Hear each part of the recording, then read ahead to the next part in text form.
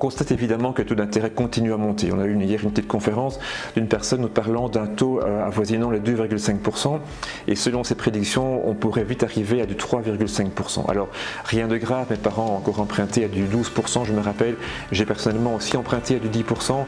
Ce n'est pas gai, certes, mais ce n'est pas non plus impossible à faire, sachant aussi qu'on a été fort gâtés durant toutes ces années avec un taux à 1,2, 1,5%. Et qu'aujourd'hui on y rajoute 1%. La quotité que les banques acceptent aujourd'hui sont plutôt de 90%. Qu'est-ce qu'une quotité? Si vous empruntez par exemple 100 000 euros, vous n'aurez droit qu'obtenir 90 000 euros. Et les banques peuvent encore prêter à du 100%, ça c'est la bonne nouvelle, à 100% pour autant que dans leur masse globale d'emprunts qu'ils font sur l'année, dans la production hypothécaire comme on appelle ça, ils ne dépassent pas 30% de l'ensemble des crédits donnés.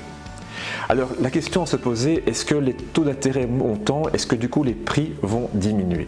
Alors aujourd'hui je peux clairement dire que les taux d'intérêt n'ont pas impacté le prix de vente des biens.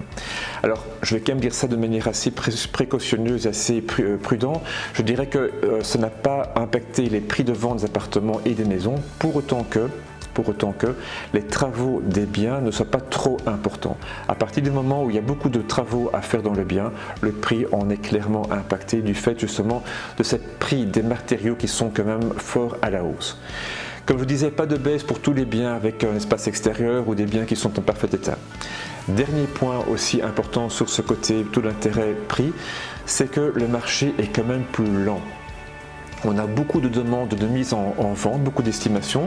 Notre moteur d'estimation cartonne vraiment très fort. On a plus que doublé notre volume de demandes au courant du mois de mai. Par contre, les acquéreurs sont plus lents dans leurs décisions. Ils reviennent plusieurs fois vers le bien, parfois ils disparaissent et reviennent comme par hasard avec une demande bien précise. Grâce au moteur d'estimation, on a pu également se rendre compte que le nombre de biens mis en vente sur le mois de mai est quasi similaire au nombre de biens mis en vente au mois de mars. Un petit peu en dessous, mais quand même assez proche. Je parle évidemment des communes que nous suivons, les communes du nord de Bruxelles. J'ai remarqué également que sur ces statistiques, on peut voir que les maisons n'ont que très légèrement monté en termes de prix de vente. Par contre, les appartements évidemment, je répète que ce sont des prix d'annonce et non pas des prix obtenus, auraient augmenté de plus ou moins 4,5% en prix d'annonce. À très bientôt.